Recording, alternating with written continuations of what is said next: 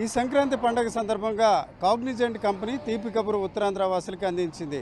Cognizant వాస్తవానికి కాపులపాడులో శాశ్వత company ఏర్పాటు చేయాలని ఆ క్యాంపస్ నిర్మాణానికి ఇప్పటికే శ్రీకారం చుట్టింది. అయితే అంతకుముందే కొంతవరకు పనులు కొనసాగించాలన్న ఉద్దేశంతో ఈరోజు చూసుకుంటే ఐటీ సెజ్లో మహతి టవర్స్ వద్ద తన లొకేషన్లో ఈ నెల 26వ తేదీ నుంచి తాత్కాలికంగా కాగ్నిజెంట్ తన సేవలను ప్రారంభిస్తుంది. తొలి దశలో 800 మంది ఉద్యోగులతో ఇది ప్రారంభిస్తున్న పరిస్థితి. నిజానికి చూసుకుంటే సొంత క్యాంపస్ మొదలైనట్లయితే 4500 మందికి ఉపాధి అవకాశాలు కల్పించే పరిస్థితి.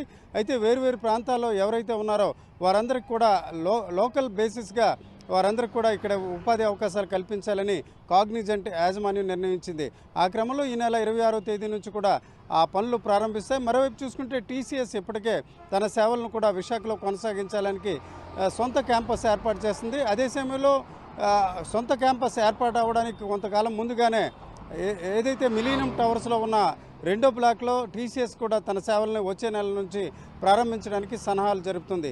ఏదేమిటికి ఉత్తరాంధ్ర ప్రజలు ఉపాధి రీత్యా వేరువేరు ప్రాంతాలకు గతంలో వెళ్ళిన పరిస్థితి నుంచి ఈరోజు టీసీఎస్ అలాగే కాగ్నిజెంట్తో పాటు ఇతర కంపెనీలు రావడం ఒక రకంగా ఐటీ పరంగా శిక్షణ పొందిన ఎంతోమంది నిరుద్యోగులకి అలాగే ఉపాధి అవకాశాల కోసం ఎదురు చూస్తున్న వర్గాలకు కూడా ఒక రకంగా సంక్రాంతికి తీపి కబురు అందిందని మనం చెప్పుకోవచ్చు.